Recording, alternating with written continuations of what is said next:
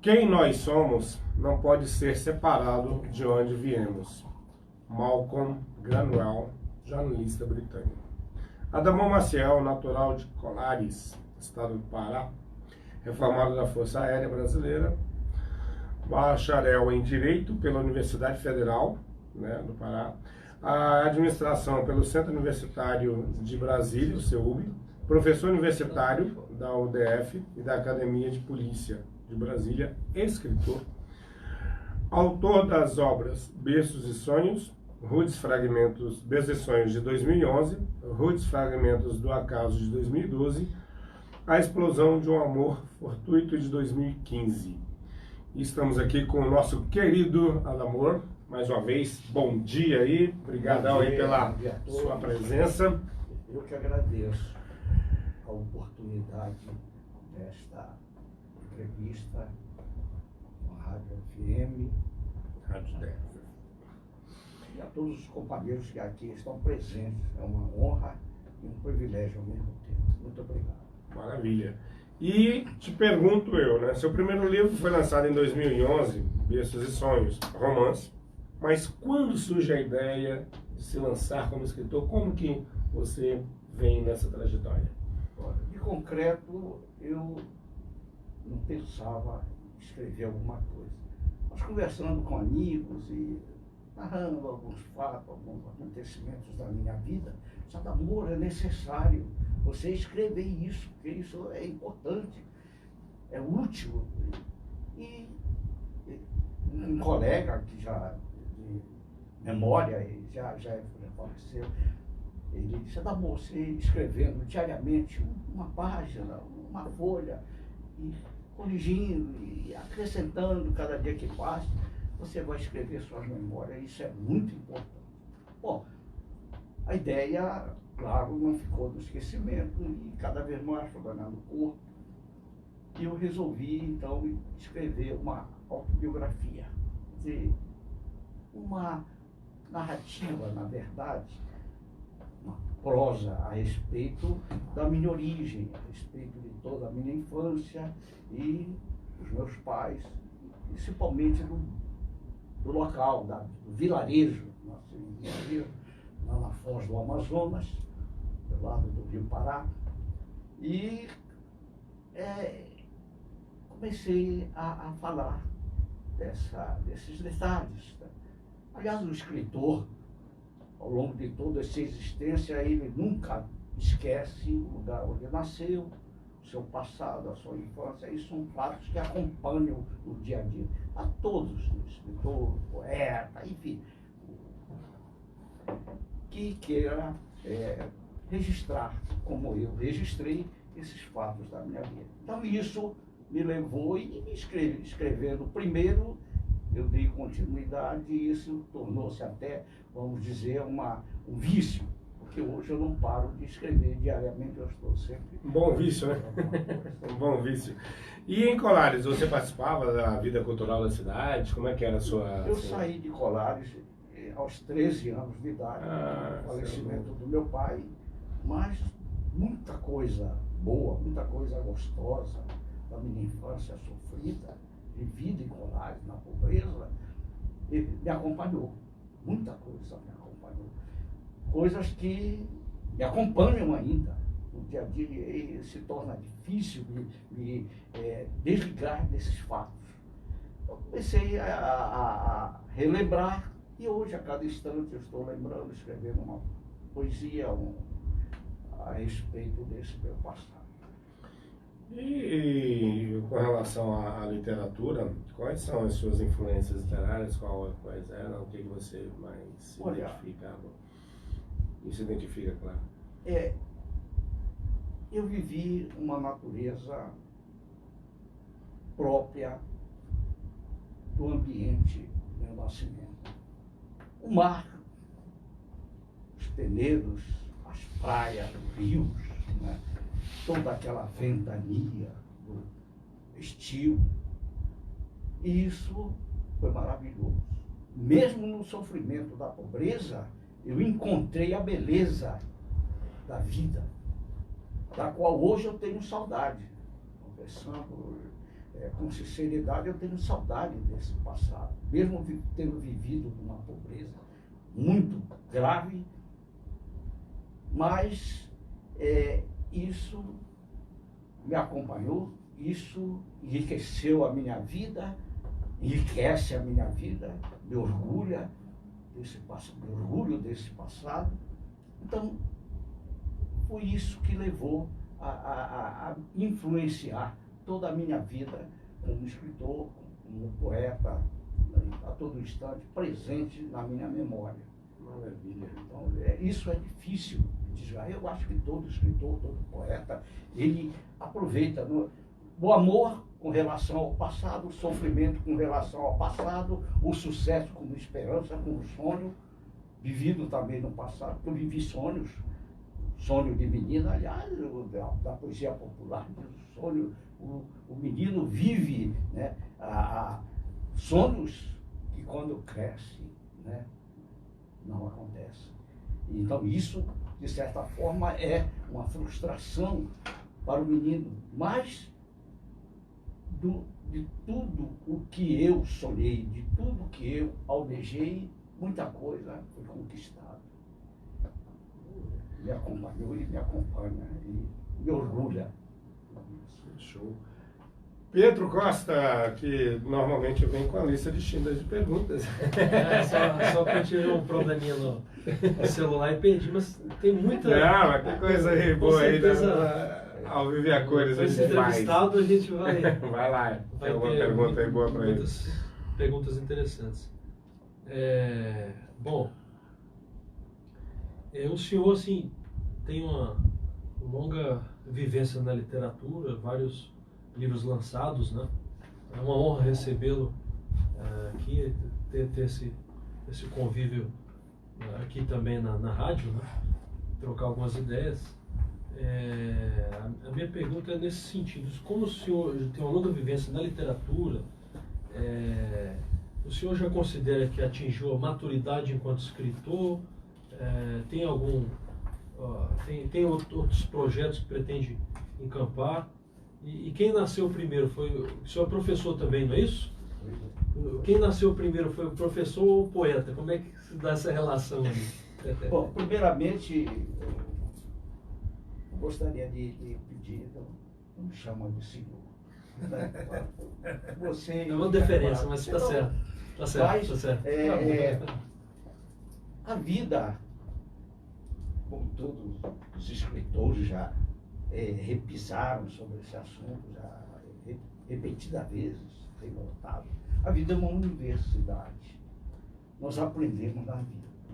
O homem, ao viver em sociedade, o faz porque ele não é suficientemente capaz de produzir tudo aquilo que ele necessita. E a vida em sociedade leva a que se produz a cultura, não produz a segurança, não produz o calçado, não produz o vestuário. Então, por isso que o homem é extremamente um ser cooperativo.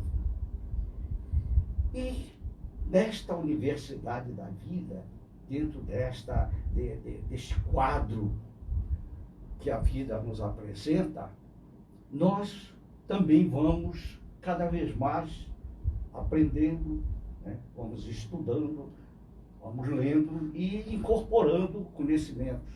De modo que nós não poderíamos dizer que este fato encerrou, né?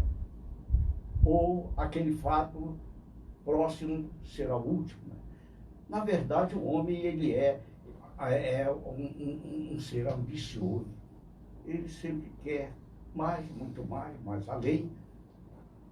E em virtude da cooperação que eu falei, em virtude desta ambição humana, é que aparece o direito, e você sabe disso melhor do que eu, aparece o direito, a moral, a religião, para limitar, pôr limites, cercear a ambição, né? Não que a minha ambição seja assim, uma ambição temerosa, né? Vamos dizer, escrever mais. Eu não posso dizer que encerrei, não. Eu continuo escrevendo, diariamente eu estou escrevendo uma poesia, escrevendo e certamente voltarei a escrever. Não fiquei nos últimos livros, não vou ficar nos últimos livros que escrevi. Mas o que me serviu de inspiração foi exatamente a minha própria infância e até hoje. Meus livros podem ser vistos. Aliás, eu tenho lido escritores que revelam constantemente. O homem nunca esquece, jamais esquecerá, melhor dizendo, as suas origens. Então, por isso que o local do meu nascimento me serviu e me serve de inspiração. Naturalmente que muita coisa foi incorporada ao longo da vida, estudando, né? E lecionando, porque para lecionar, e o Rafael daí para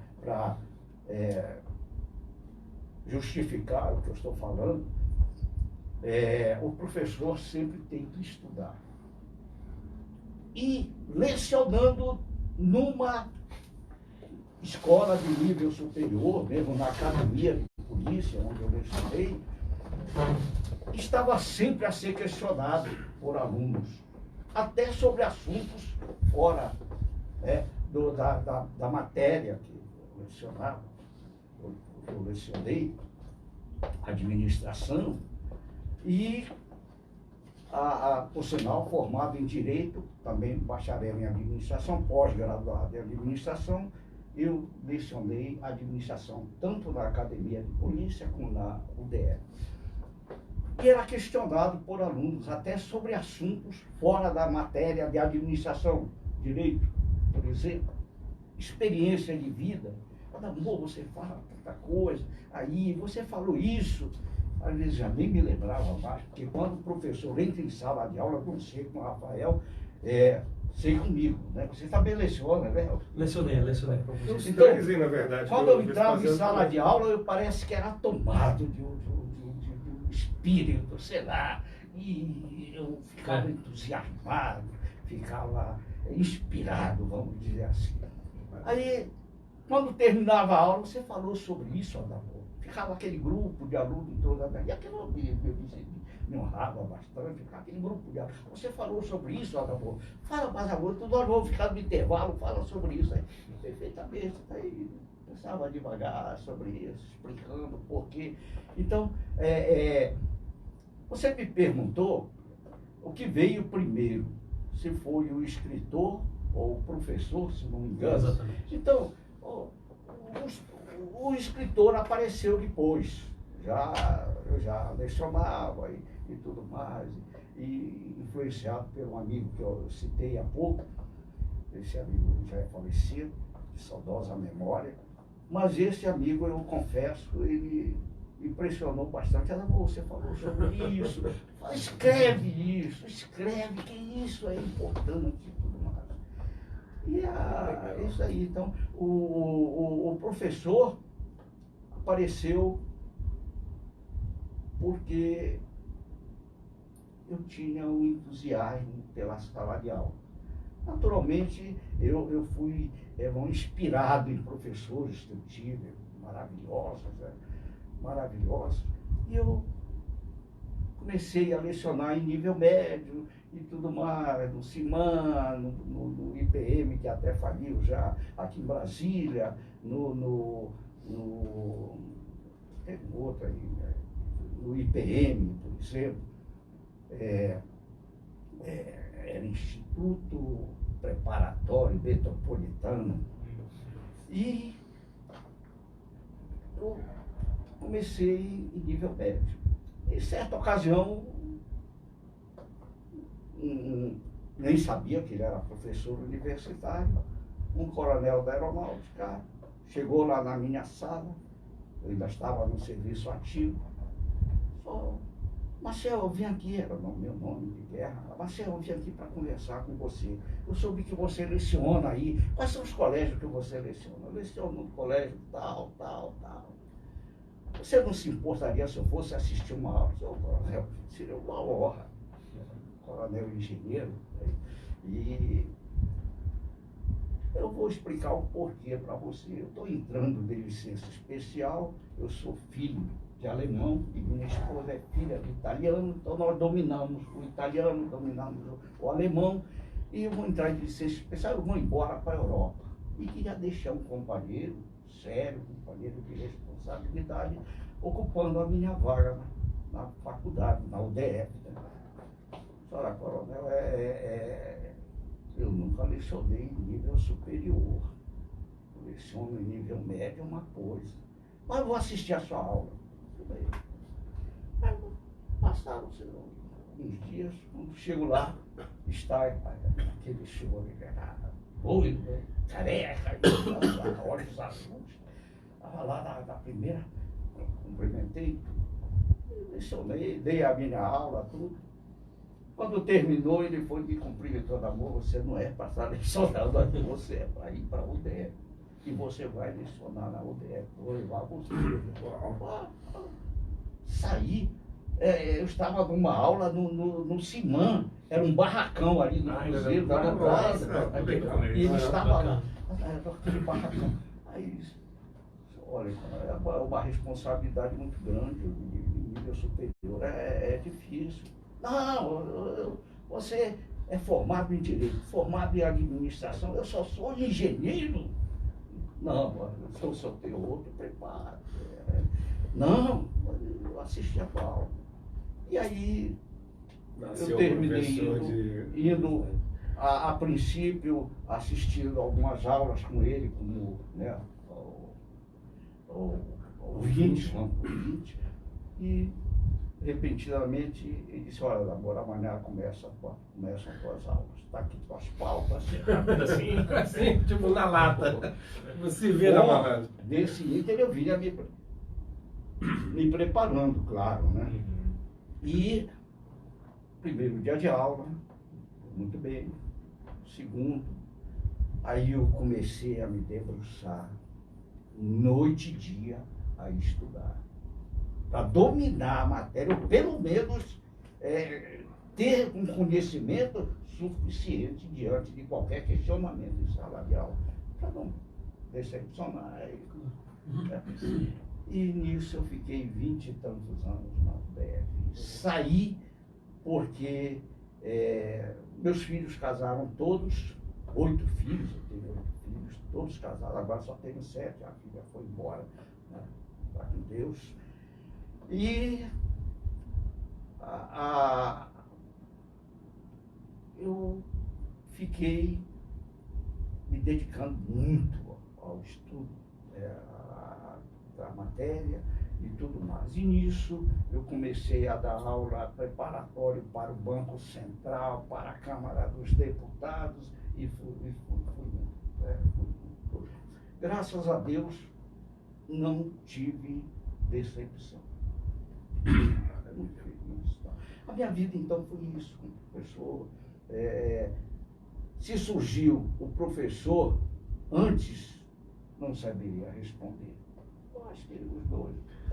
Se completam, com certeza. Transbordam um no outro, né?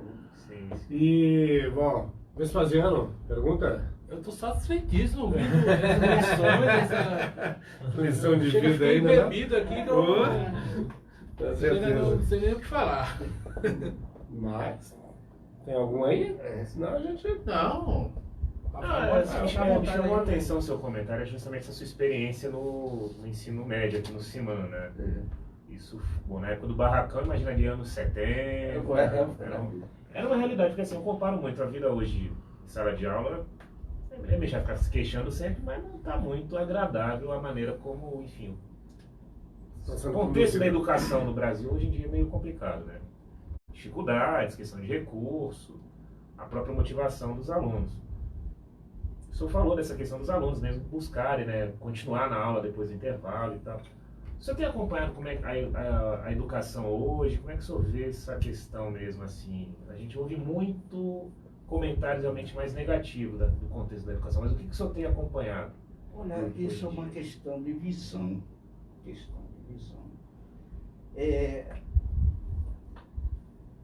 O que eu penso é que o modo de ver as coisas no ângulo político, desagrada a uns, agrada a outros, né? O problema do ensino, o professor tem a liberdade de falar, de ensinar. Naturalmente, se agrada aos alunos, tudo bem, eu acho. É satisfatório. O mundo social que nós pensamos tudo em liberdade. Na verdade, o homem nunca teve liberdade. Quando é criança, é prisioneiro de pai e mãe. Fica jovem, é prisioneiro das necessidades econômicas. Tem que trabalhar e estudar.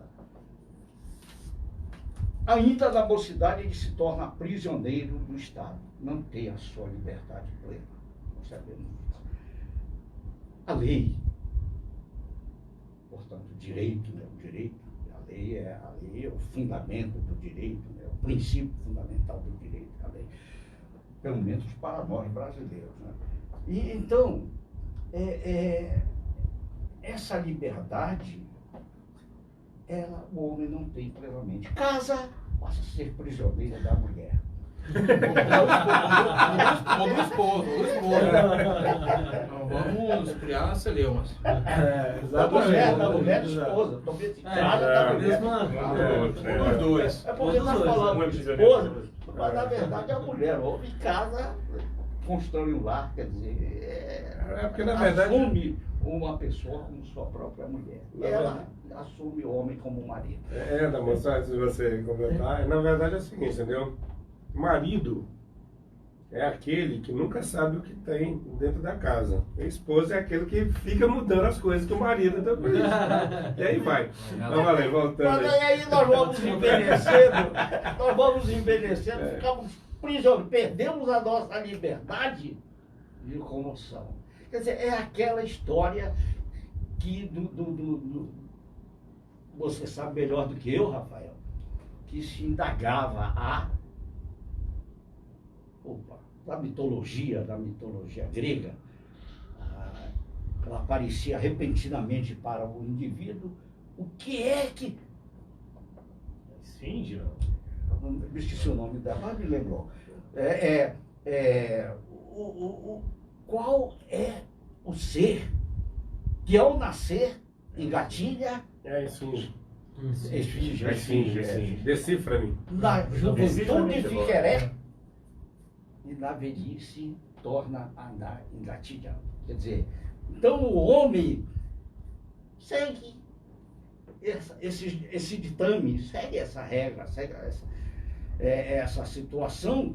Na velhice ele fica preso, né? Ele perde a sua liberdade, ele começa a perder a memória, já enfraquece, os membros também. Então, o homem nunca tem, eu imagino, nunca terá liberdade plena. Não há liberdade plena.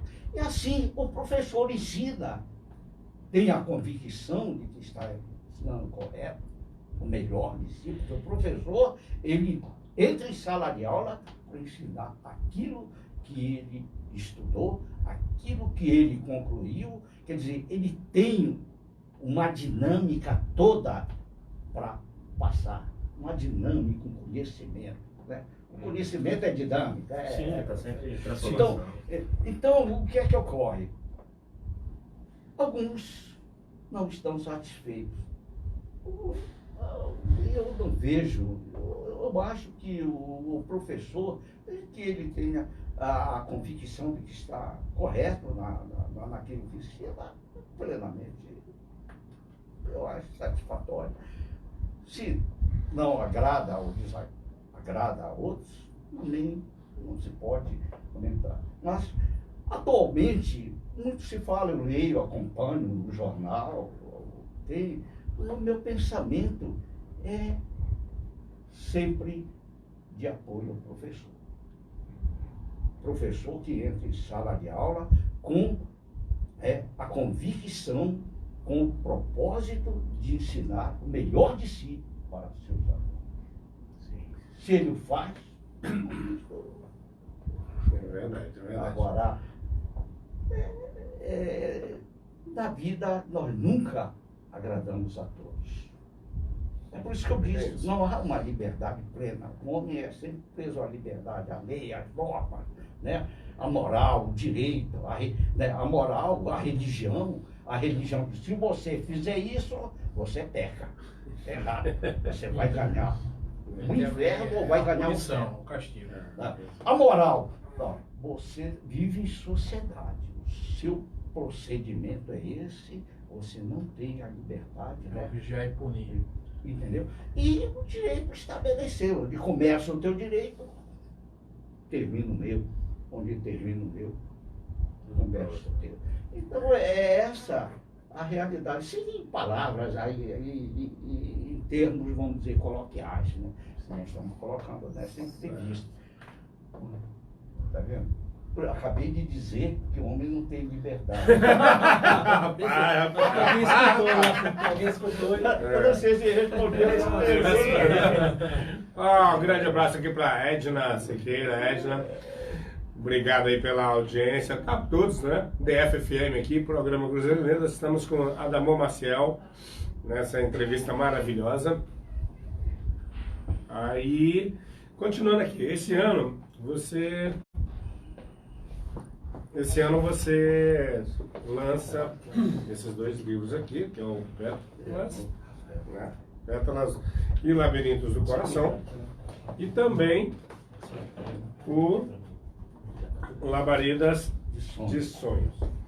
A minha pergunta é o seguinte,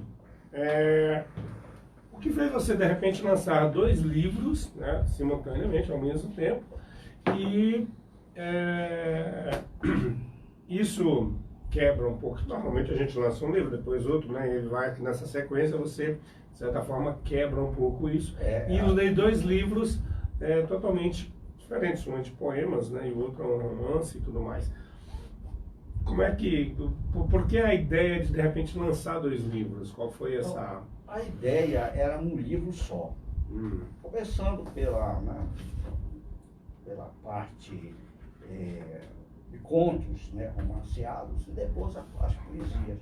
Acontece que eu verifiquei que ia ficar o livro volumoso. Eu vou separar só poesia e tudo mais, então destaquei e resolvi publicar. Tanto é que no livro de poesia, eu faço um conto aqui para justificar as poesias. Os que leem vão verificar que, por exemplo, é um casal de filhos, de casa, um casal também de moças lá, também eram gêmeos, rapazes, moças, e se destacam os rapazes ricos, as moças preparadas, e então resolvem, mesmo diante de toda aquela suntuosidade, aquela grandeza proporcionada pela riqueza, mas elas não estavam satisfeitas. Os casais, os dois casais não estavam satisfeitos. Algo para preencher. É a insatisfação humana que eu falei. O homem nunca está satisfeito com aquilo que é. Ele sempre quer mais, muito mais. Então resolveram escrever. Um se tornou romancista, outro poeta, para justificar o livro Pétalas e Labirintos, e o outro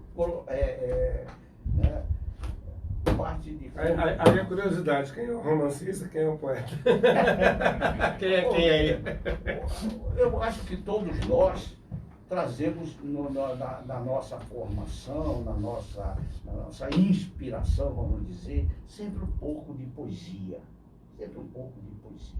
O homem canta o sucesso, canta a tristeza, canta os desencantos, né? Aliás, o companheiro aí falou do Ciro dos Anjos, né?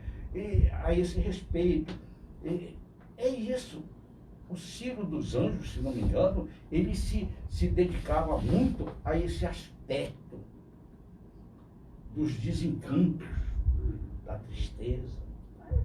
E assim o homem é triste, é alegre, é a incerteza humana. Né? Mas A felicidade acompanha a todos nós, é claro. Não existe. Homem canta o amor na poesia, canta o desamor, né? Canta os ganhos, canta as perdas. É esse caminhar da vida para todos nós, escritores. Nós caminhamos e quando caminhamos pensamos.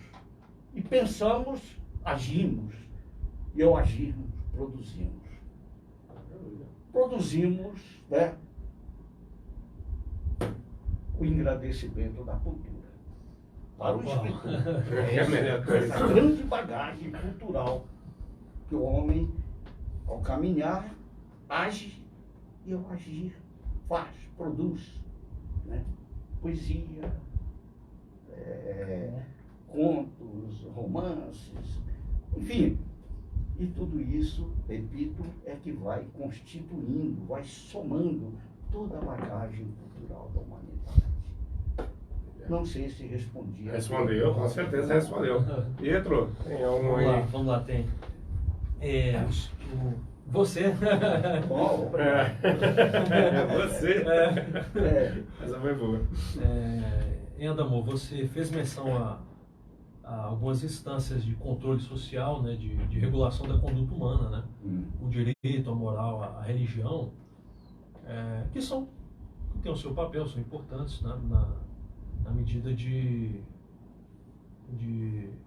colocar limites, né, no exercício da liberdade, né? Da liberdade humana, sob pena da gente resvalar na barbárie, aquela máxima do Thomas Hobbes, né? Homo homini lupus, o homem é o lobo do homem, de se virar realmente um estado de barbárie, de guerra, em que cada um quer fazer preponderar a sua vontade, o seu capricho individual. Aí eu queria saber de você, então, onde é que você insere a literatura no papel civilizatório do ser humano, do cidadão? A literatura, ela tem esse alcance, né, de, por exemplo, propor visões de mundo, ajudar no nosso desenvolvimento do senso crítico, né, de viver em sociedade, etc. Como é que você vislumbra isso? Olha, eu penso que é o estilo. O estilo forma o homem. O escritor, ou vamos dizer o mestre que escreve sobre a medicina, ele cria uma literatura.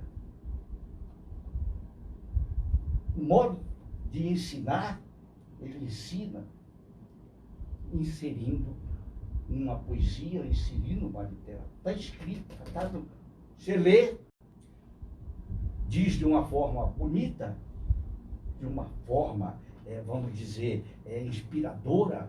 Isso é poesia. Isso é literatura. O homem que escreve sobre a engenharia também. Porque tudo aquilo que nós fazemos de uma forma fria, objetiva, é válido. Mas se é escrito de uma forma poética, de uma forma cultural, certamente engrandece a obra. Penso dessa forma. Mas, quando você falou,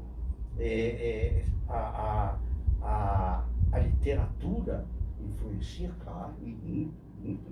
Você sabe tanto quanto eu, até melhor do que eu, com certeza, é que os escritores no campo do direito, os filósofos, né, os intérpretes da lei, eles criam uma propedêutica, uma hermenêutica de interpretação.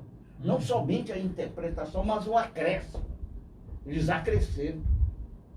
Assim, no campo da medicina, quando escreve uma obra, ele acrescenta alguma coisa importante.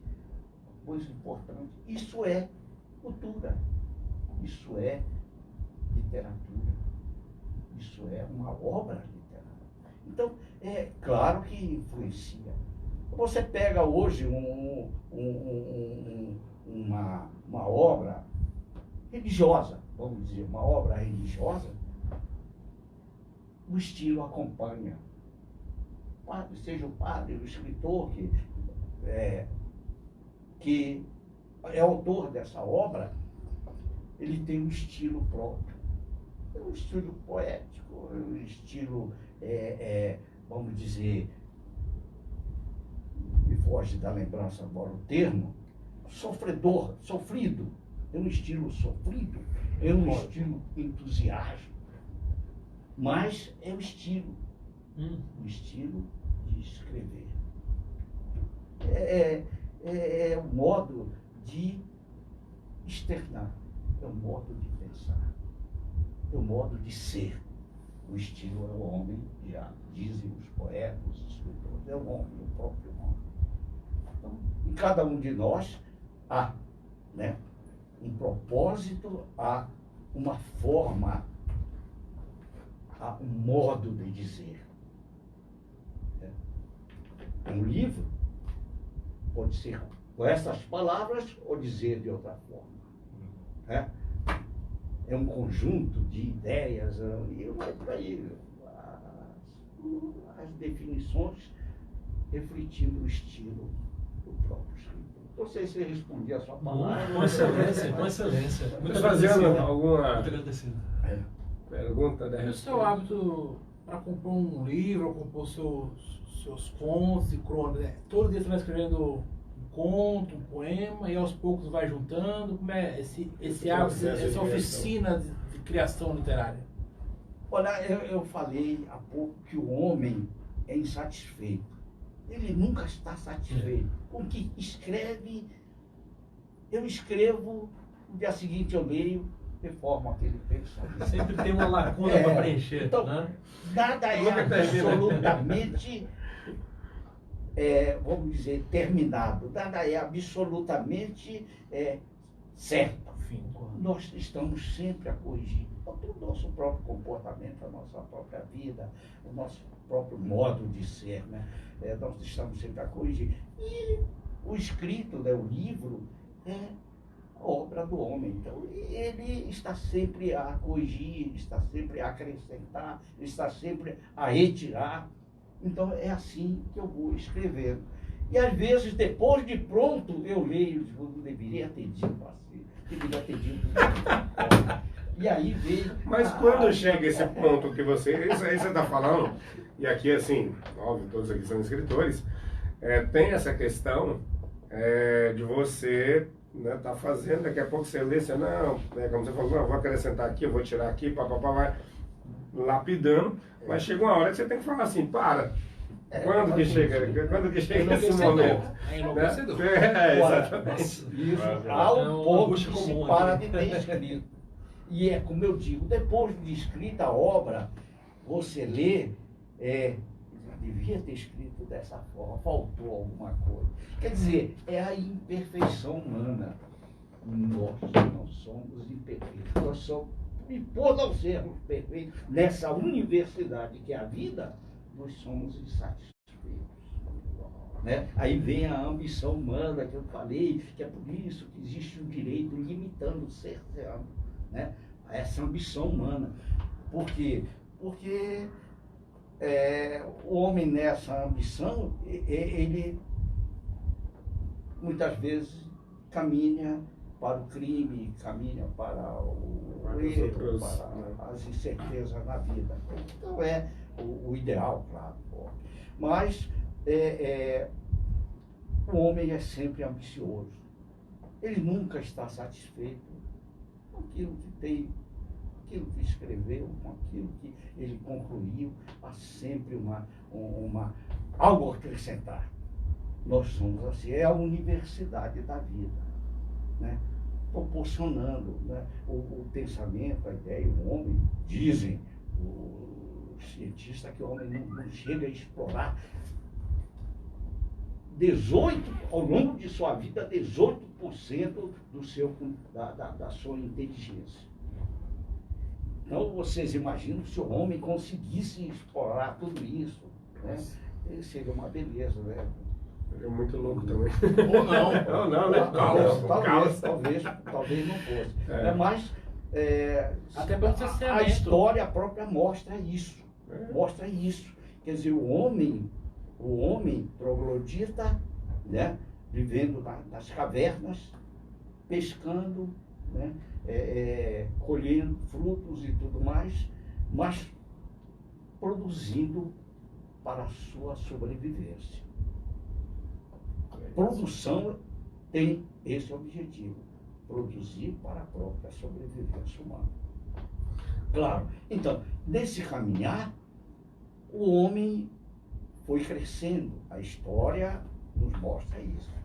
E nós chegamos hoje, ainda há pouco, alguém aí, não estou lembrado, falou, foi o Prieto que falou, nessa conquista, né, desse desejo não satisfeito, quer dizer, ele já falou sobre isso, desse desejo não satisfeito, é que se situa a tristeza, vamos dizer assim, do homem não ter alcançado tudo aquilo que ele desejava. Mas isso é assim mesmo. A ciência vai criando. Ela vai criando e, ao criar, ela provoca a insatisfação. Ela provoca, é o objetivo da indústria criar necessidades. Então, você hoje olha, microfone bonito, amanhã parece um outro niquelado, muito bom. Quer dizer, é uma forma de apresentar o produto acrescido de algo a ampliar as necessidades. Nós vivemos essa realidade. Exato. De modo que nós nunca estamos satisfeitos. Repito, diante de tudo aquilo. Hoje aparece uma caneca, né, bonito, amanhã aparece uma outra. Quer dizer, é a própria inteligência humana que vai criando. Daí nunca o homem, jamais, repito, alcançará a plenitude, o ideal, né, da sua satisfação. Não sei se respondia. Mas eu até Foi fazer um excelente. comentário, só achei. Pode ser rapidinho? Rapidinho. É porque é o seguinte, galera, DFFM, Programa Cruzeiro em Letras, João Batista de Medeiros, grande imortal aí, parabéns, ilustres imortais Salve. que estão aqui. Salve, João Batista. E estamos aí. Grande abraço. Estamos também aqui com a presença da Luciana. Muito obrigado aí pela sua audiência também. A galera que está ali também, né, nesse nosso auditório maravilhoso ali atrás. Galera, show de bola. E para todos, Rafael, por favor. Então, comentando essa sua fala, achei muito interessante, porque essa insatisfação que a gente tem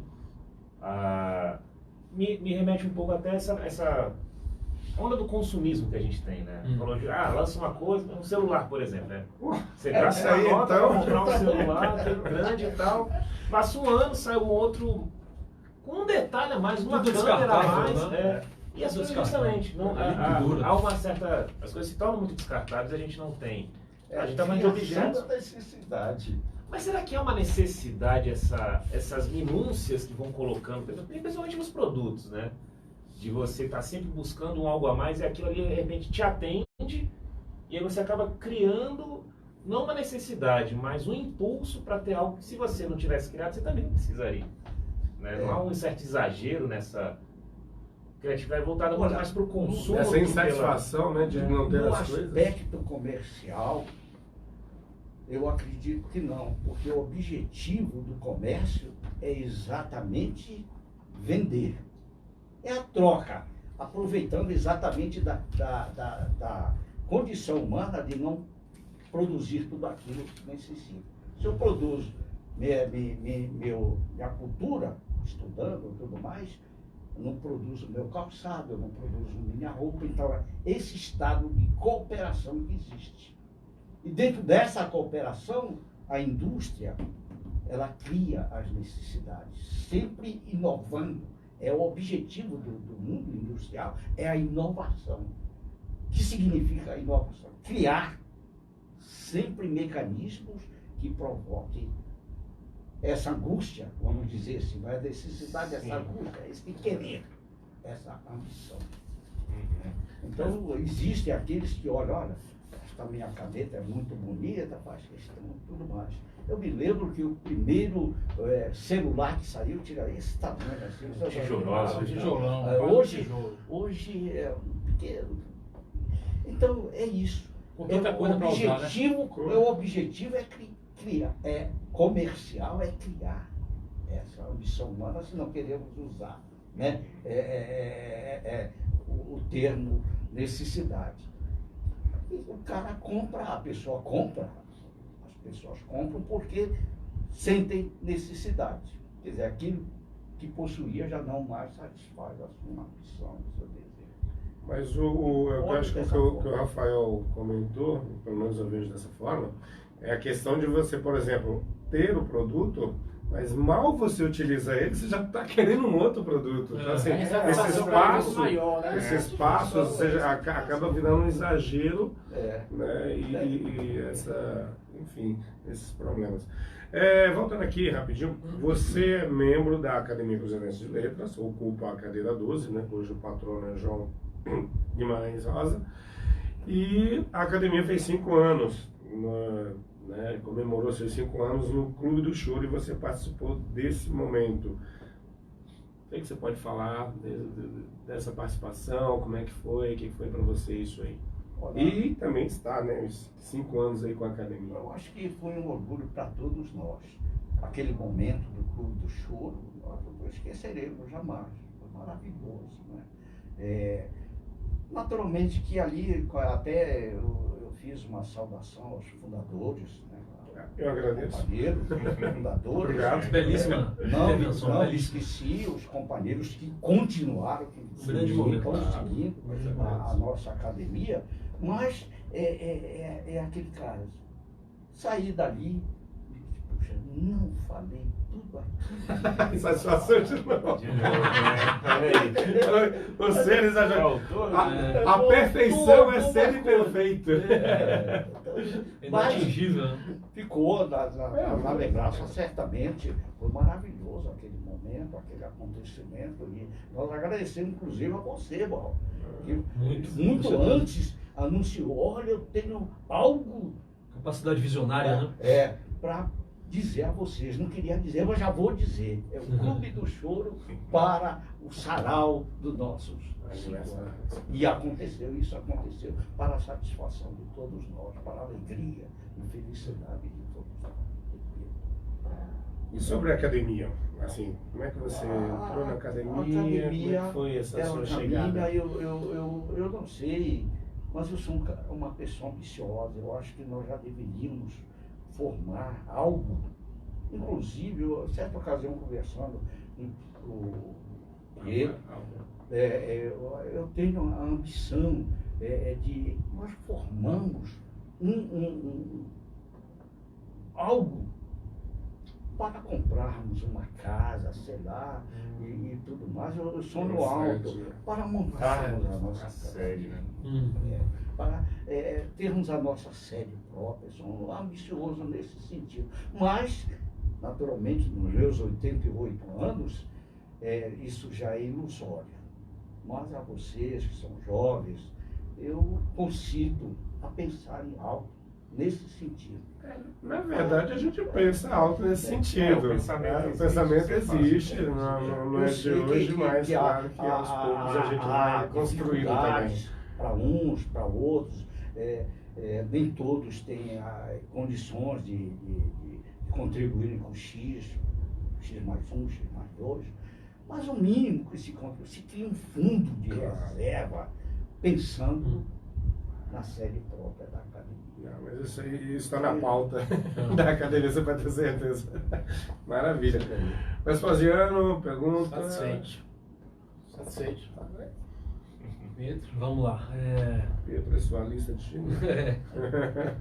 Assim, eu acho que a literatura, mas é um pensamento nosso, respeitaremos posições divergentes, mas acho que a literatura está intimamente relacionada com vocação, né?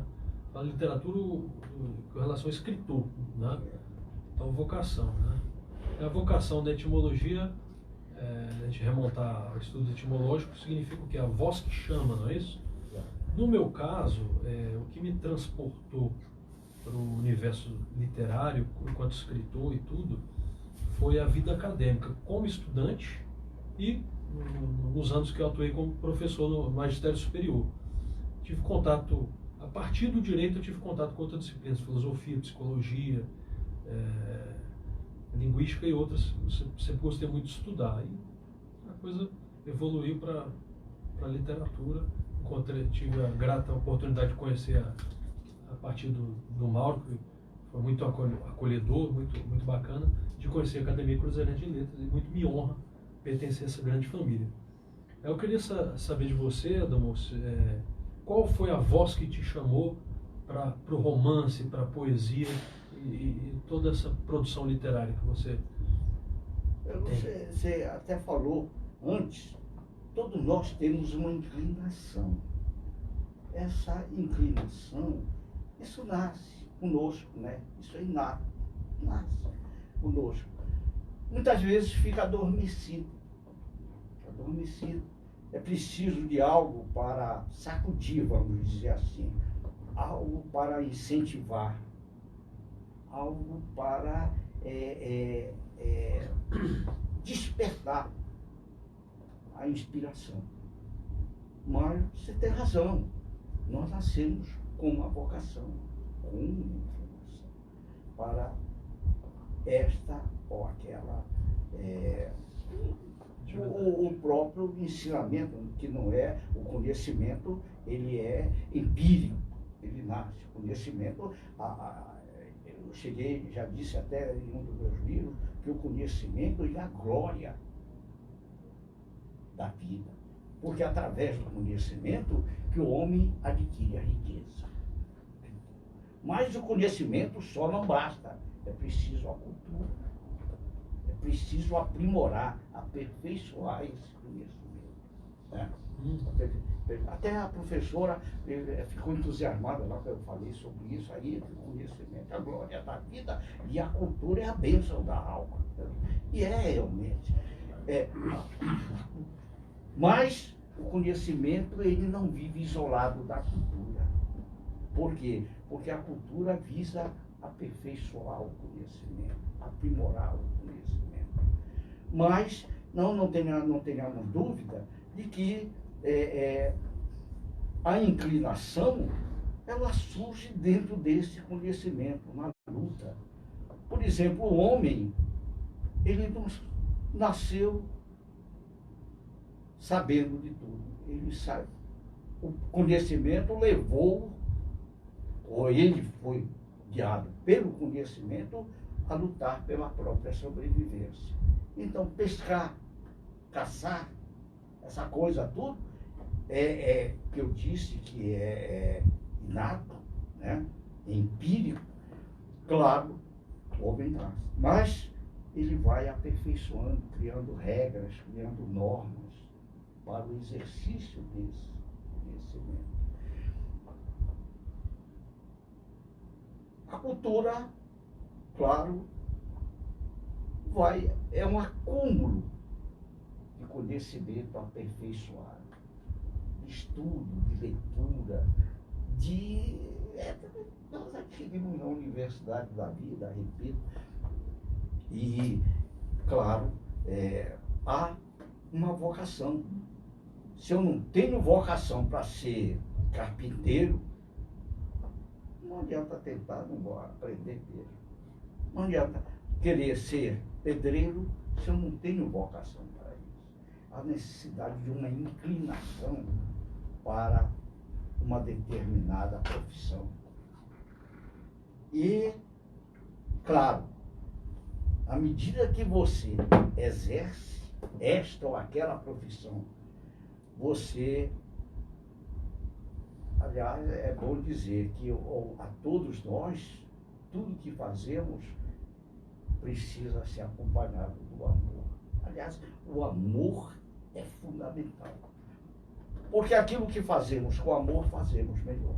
Certamente, tudo aquilo que fizermos com gosto, com amor, será feito de uma forma melhor. E assim é a cultura, assim é a escrita. Você vai desperta,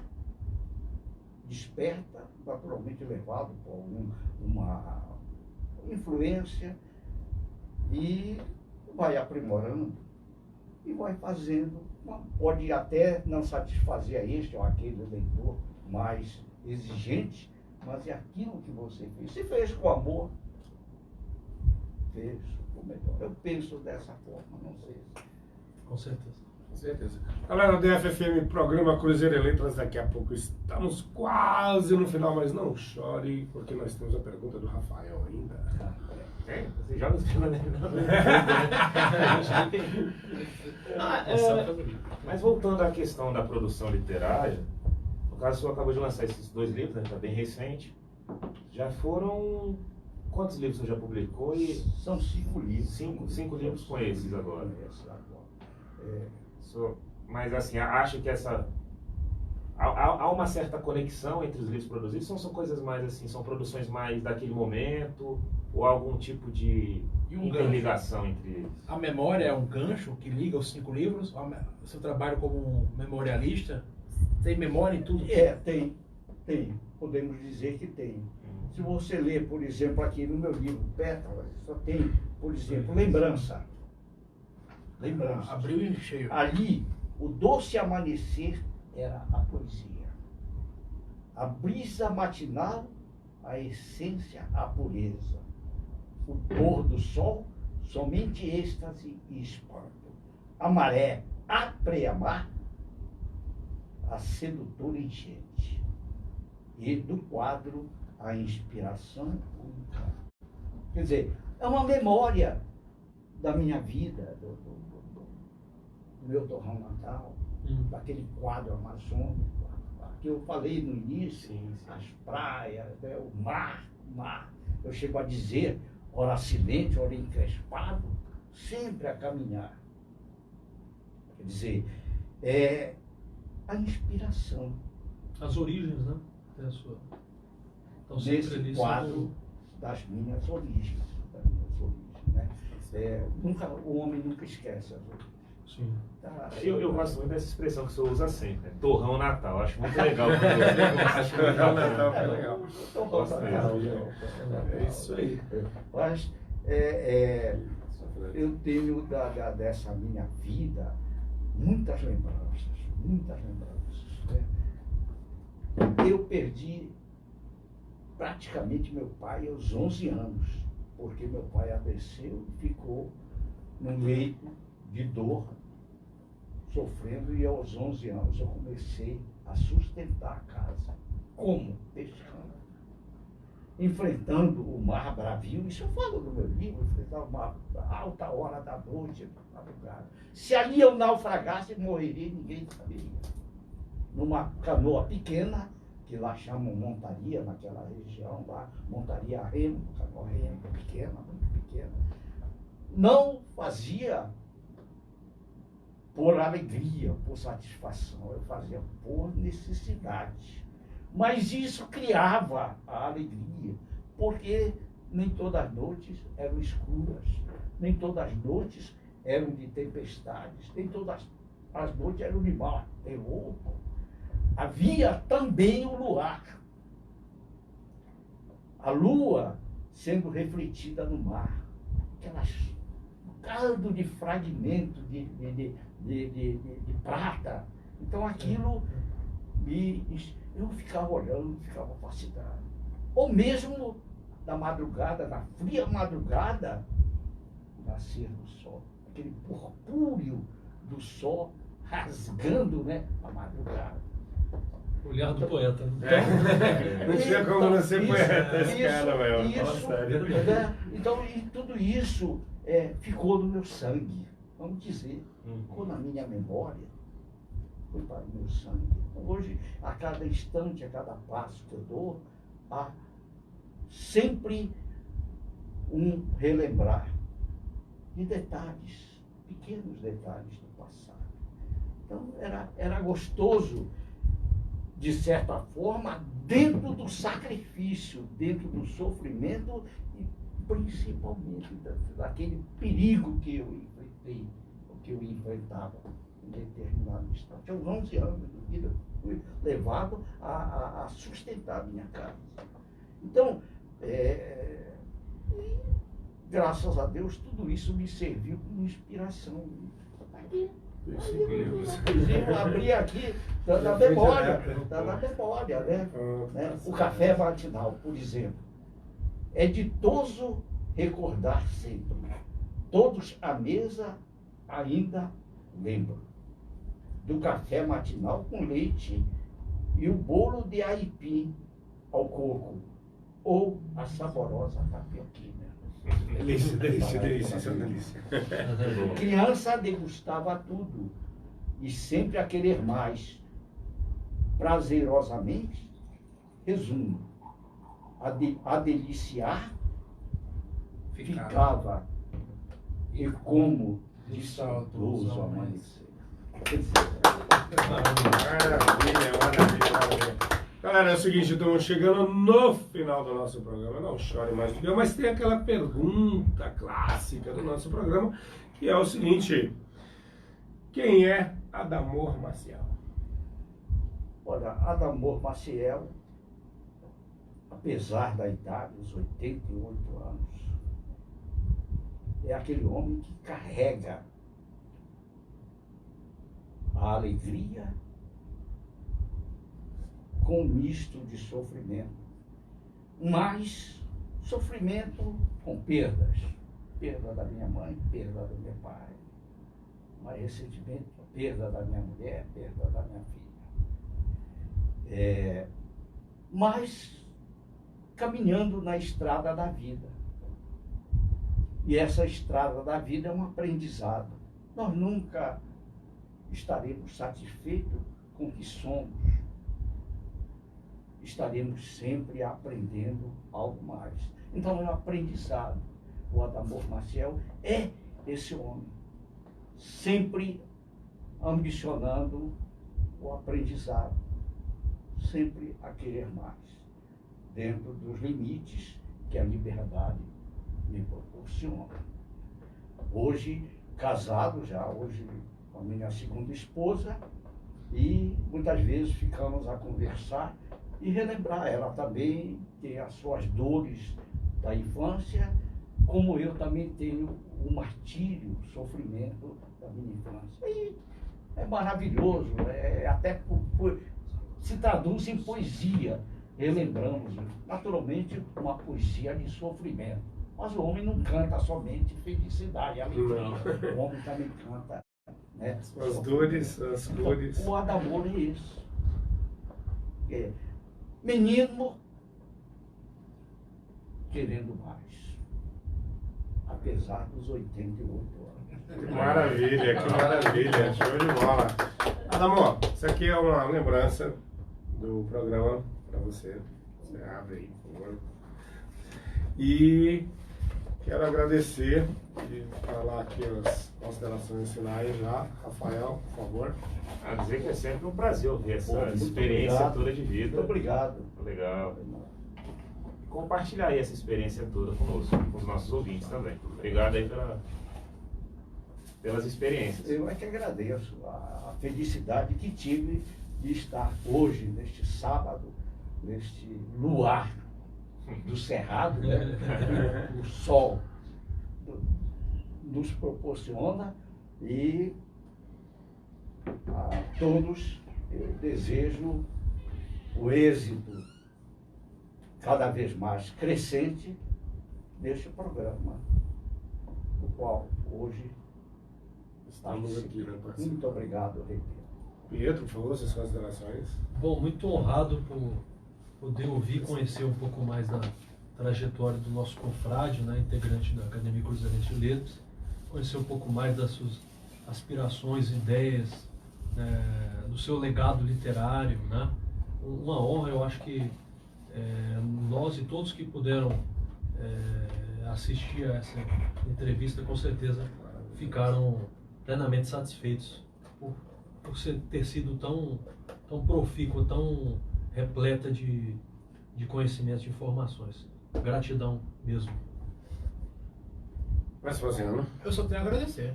Não vou ficar chorando aqui O que foi dito? Só agradecer. Obrigado, amor. Valeu, irmão. Valeu mesmo. Adamor, suas considerações finais para o público aí, pessoal, para a gente finalizar. A todos os meus agradecimentos e felicidades que eu desejo à nossa academia, ao programa, e esta nossa Brasília e certamente os ouvintes que nos deram a honra de nos aturarmos por isso. Mas, Sábado de manhã. muito feliz em ter participado deste momento grandioso, feliz mesmo, e naturalmente um programa revelador, como nós vimos aqui ao longo de todo, de poesia, muita poesia e muita cultura. Nas palavras do André, Do Não Vespasiano, né, do Pietro, do Vespasiano e e do Rafael. e da própria sua mão. Isso, obrigado. Muito obrigado, Pedro. Legal. E é isso aí, galera. Programa Cruzeiro em Letras chegando aí ao seu final. Eu quero agradecer mais uma vez aqui a presença do nosso entrevistado, grande escritor, com certeza, poeta também. E é isso, beleza? Sábado que vem estaremos de volta. Não chorem mais do que eu, mas estamos no final do nosso programa. Muito obrigado a todos. Muito obrigado mais uma vez, querido. Muito obrigado, Vespasiano, também pela presença. Pietro Costa e o Rafael lá. Tá beleza? E é isso. Beijos. Tchau pra vocês. Vem fazer a nossa. Meu Deus do céu.